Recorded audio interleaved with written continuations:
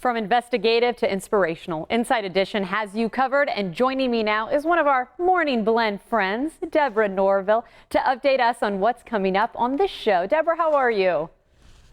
Hey, I'm great, Natalie. Thank you very much. We are so excited by this interview that we've got on tonight because it really just drives home what the terror of the Golden State Killer, what the terror was like when he was out there doing his dastardly deeds. We're sitting down with the woman who was the youngest victim of the guy who's under arrest now for more than 50 sexual assaults, a dozen murders. There you see the mugshot of Joseph James D'Angelo.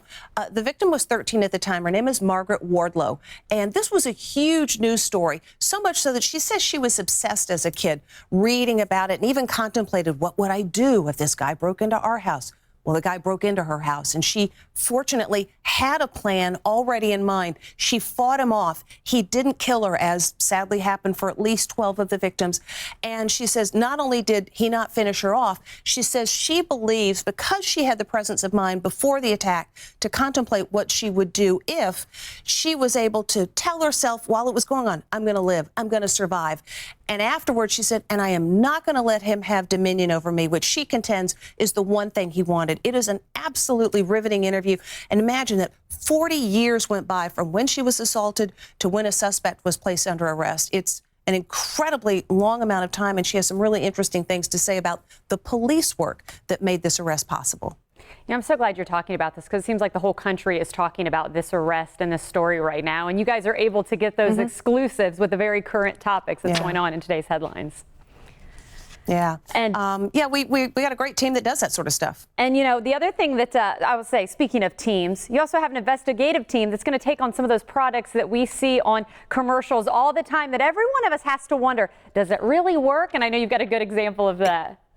Yeah, you've probably seen this stuff on TV. Flex Seal. It's an adhesive, a big fat thick glue that appears to hold pretty much anything. So we decided to do exactly what the commercial shows and see if it worked in real life. And we teamed up with an engineer, a structural engineer, who advised us and made sure we were doing it right. So here we glue the cement blocks together, and we have a strong man come and pick them up, and look at that. Held pretty well. Then we built a dune buggy, and we glued it together with the flex glue, and then we put it to the test, just like they do in the commercial.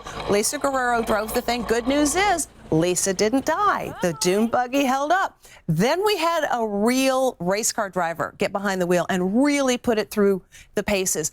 The dune buggy, he didn't die either. The dune buggy, however, was in a few extra pieces by the time it was all done. But truth be told, this stuff actually works pretty darn well. But be sure to read the print. And when at the end of the thing it says a maximum strength in 7 days, 7 days. Don't try to do it within 24 to 48 hours, because it really won't hold strongly. But in a week's time, it did have a pretty good seal. Really? I had no idea. I thought that maybe it was just precautionary. So you do have to wait the amount of time. Yeah, don't be impatient. This is one of those things where if you're twitchy, you know, you're like a Twitter type of person, 140 characters is too much for you. You will not be happy waiting a week. But if you want this goop to hold, wait a week, because that's what it says, and that's what our experiments seem to indicate is necessary. And how about Lisa Guerrero getting in the car there? Man, she does it all for her investigative stories. I've been so impressed watching her over the past few months. Oh, she has a ball doing it, too, I have to say.